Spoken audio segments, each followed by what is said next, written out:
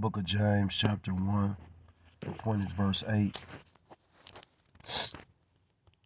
And it reads, a double-minded man is unstable in all his ways. I'm going to start off by giving all praise, all honor, and all glory to God, Elohim, Yahweh, Ba'ashem, Yahushai, Ba'ashem, HaKodash. I'm going to say double honors to the elders and to the apostles that taught me this truth. Peace and salutations to the Akim across the four corners of the earth, pushing this truth with faith and with sincerity, as well as risking their lives and their freedom to do so. Now more so than ever. Shalom to the Akim and the Akwat out there listening and learning. To you, I say Shalom. This is the brother Yahweh, and I'm coming at you with another lesson through the Spirit and through the power of Yahweh Ba'ashem Yahushai.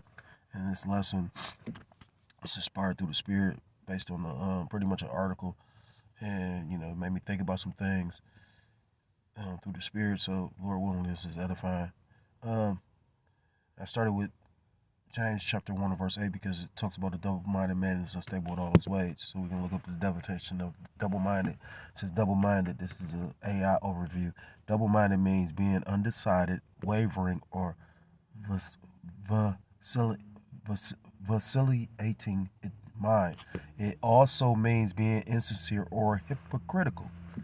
So insincere or hypocritical, and the elders broke down the hypocrite as an actor because you're not genuine. You're insincere. Now I can't say who's insincere and who's not. But your actions will show how sincere you are in anything you do. Now we all can fall short. We all can do something out of character, out of pocket. Those are the reasons why we supposed to forgive. A double-minded person may have different opinions or ideas at different times. Right. So it's a statement the elders talk about being 1 foot in the truth and 1 foot out. If you're not all the way in this thing, I just saw a brother, he titled a video, let's all, I think it's titled something like along the lines of let's be all in this thing, or let's be all in and not lukewarm, roughly paraphrased. Because right now, the time you're putting your all in this, no matter, when the Lord gave me the epiphany about no matter how many gold coins you might think you got or whatever, none of that shit matter. The Lord cold with it too. I want to tell a testimony, but I'm going to say this much. Somebody I know, pretty much know for years, know very well. It's the same situation like with my dad. The whole time I'm around them, they made it seem like they didn't have nothing. Now in their old age, they got something and they breaking tooth and neck to try to hold on to it. And I was like, damn, that's cold how the Lord is. Because you see a person's character when they're down and out. You see a person's character when you need them. Somebody just made a statement about that. Tell a person no and you'll see their true intentions. We about to see, take away everything a man has like Job. Because we all about to go through a Job moment with that hour of temptation, Revelation chapter 3. We about to see who's all truly worshiping Yahweh, Ba'ashem Yahushai, in both spirit and in truth. And I don't know if I'm the elect. I just know that I can't go back. Rock in a hard place, remember? A double-minded person may have different opinions or ideas at different times. They may lack clarity or commitment in their thinking. The terms can also be used to describe someone who is trying to serve multiple interests, such as themselves and God. That's beautiful. So a double-minded man is a person that called themselves in his truth and also trying to be in the world. But that ain't where I'm going with this. Or where I'm going with this is Esau Edom. Because I saw an article, and it's deep. The article states Trump administration ends temporary immigration program for thousands of Venezuelans. So these people were not even, illegals. They went through the steps and the process of trying to actually become citizens, and he ended it still. So you would consider that what a righteous decree, which I'm about to get. I was watching something or reading something where it was talking about how America has always been a sanctuary for individuals to be able to come to seek a better life or whatnot. And now pretty much with the Trump administration, they're and that HB 1484, they're making it a crime punishable to a lifetime imprisonment for being caught over here illegally. Although the Biden administration is the one that opened up the borders. This is the book of Isaiah chapter 10 and verse 1. Woe to them that decree unrighteous decrees and that write grievousness which they have prescribed, to turn aside the needy from judgment. Who are the needy? You so-called blacks, Hispanics, Native Americans, Seminole Indians, West Indians, and Haitians, God's true chosen people, the Israelites. It says to turn it says to turn aside the needy from judgment and to take away the right from the poor of my people. Who are the poor? So-called blacks, Hispanics, Native Americans, Seminole Indians, West Indians, and Haitians, God's true chosen people. And that's why what this devil's about to do is going to affect you. It's going to affect everybody. The brothers was laughing at the Edomite looking chick up there crying. She might have been Jake though. Sometimes we look at things carnally, and now don't get me wrong. The social services and welfare and whatnot was set up for Esau Edom. The Lord just blessed Jake with it, but look at Jake took advantage of it. That was never designed for you to just live off that forever, like a nigga that's hustling, a nigga that just sell drugs for his whole life. It was never to be made a career. You got in the game, you made a sum of money to take care of something, about start a business, do something righteous. Well, but a positive and a negative, could make what? Or how the elder said it in algebra, two negatives does make a positive, right? Which is true. That's what they taught us, right? That's a universal law. Because you got to understand, they didn't invent math. They just discovered it. The cave beast discovered it. He didn't invent shit. This man is not as immaculate and as amazing as everybody fucking think. This man will hump a fucking sheep. This man will sit up there and play with your balls. Like the elder was saying, like these dudes is really different. They built different, like they weird. Only Esau gets off on weird shit like that, like for real.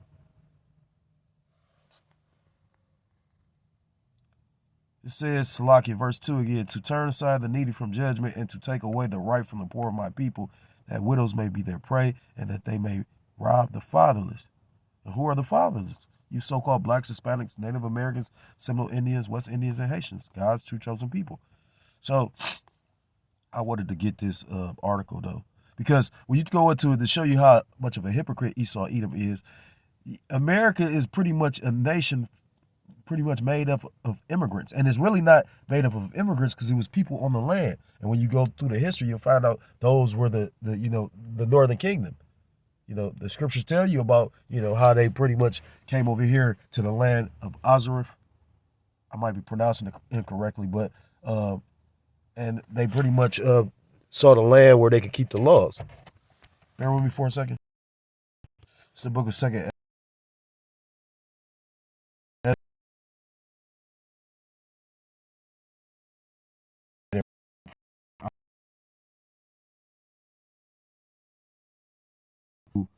Salmanassar, the king of Assyria, led away captive, and he carried them over the waters, and so came they into another land. But they took this counsel among themselves, that they would leave the multitude of the heathen and go forth into a further country where never mankind dwelt, which was Babylon the Great. At least they started in South America, then went up to North America. Verse 42, that they might keep keep their statues which they never kept in their own land. And when you go through the history of Israel, Northern and Southern Kingdom, they always went off.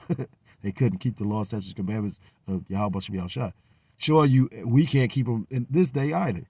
That's why we have, a kinsman redeemer. That's why we have Yahweh Shem Yahushua. That's why we have Yahweh Shah Mashiach, who you even call Jesus Christ. That's why we have a mediator. Verse 43, and they entered into Euphrates by the narrow places of the river, for the Most High then showed signs for them and held still the flood till they were passed over. For through that country there was a great way to go, namely of a year and a half, and the same region is called Arsareth.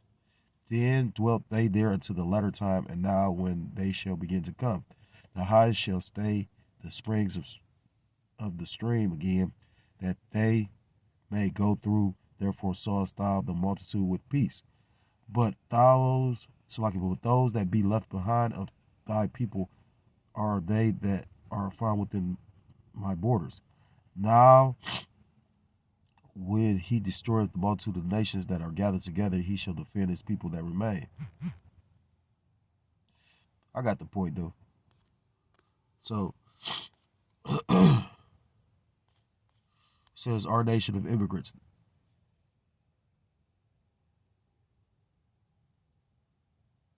Immigration is a foundation of America. No other nation has as large an immigrant population as does the United States, with the important exception of those descendants from Native Americans and or enslaved Africans.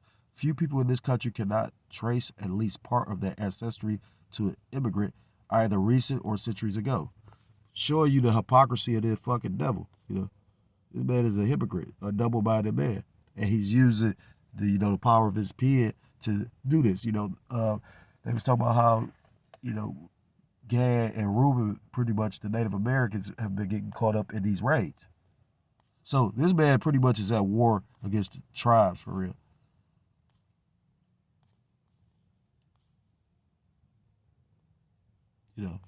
And it's a thing what this devil keep doing, where I keep on using that term, a heel, because he's appeared to be the savior, but pretty much now it's coming to the forefront of a lot of individuals' minds, even you so-called Edomites, because I did a lesson on it. They was talking about how his approval rate has went down tremendously, like to the point it's like 100,000 signatures to try to petition to pretty much impeach him.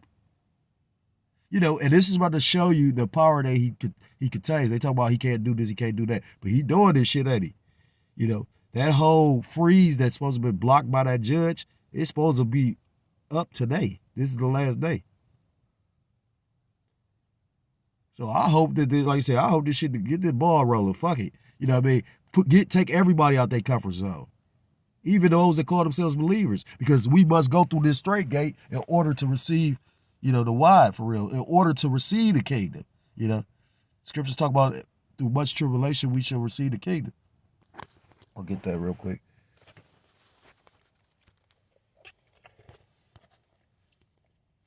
It's the book of Acts chapter 14 and verse 22. And it reads, confirming the souls of the disciples and exhorting them to continue in the faith. Damn, that's the spirit. Yeah. And remember mercy. But the Lord is only going to have mercy on who we going to have mercy on. It's not for me to judge, oh, he did this, or he did that, or that he not doing this, or he not doing that. But I truly believe a man that's truly the elect, they're going to give they all for the Lord. They're not like regular spirits. I look at our elders, like the elders, we know the four main elders that we constantly speak on. And we know the energy and the spirit that they bring to this thing.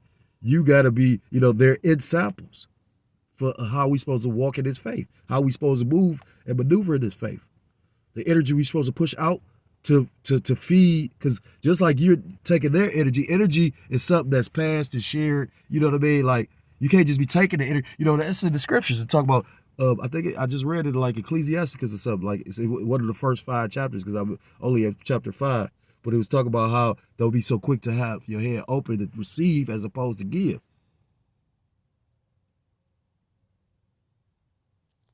Like I said again, we about to come into the great time of testing.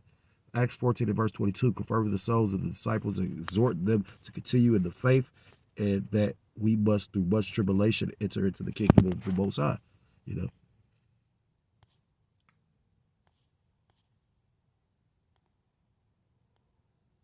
Book of Matthew chapter 6.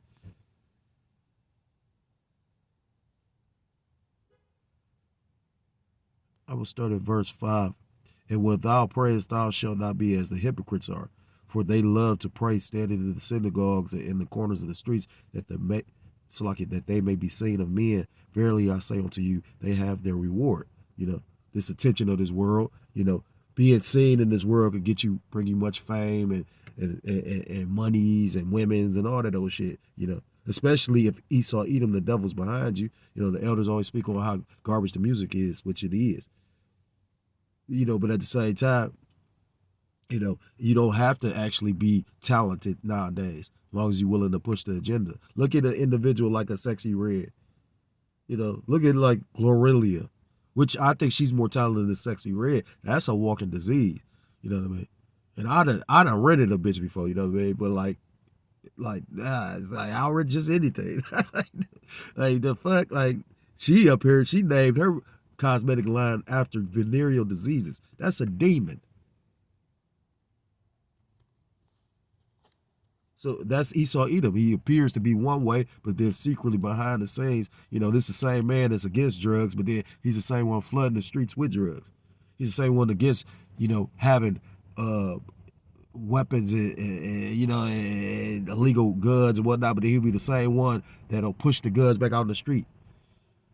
You'll go into your neighborhood and find an abandoned car, and the car will be full of fucking drugs or guns. This man is the fucking devil. You know what I mean? Like, flat out.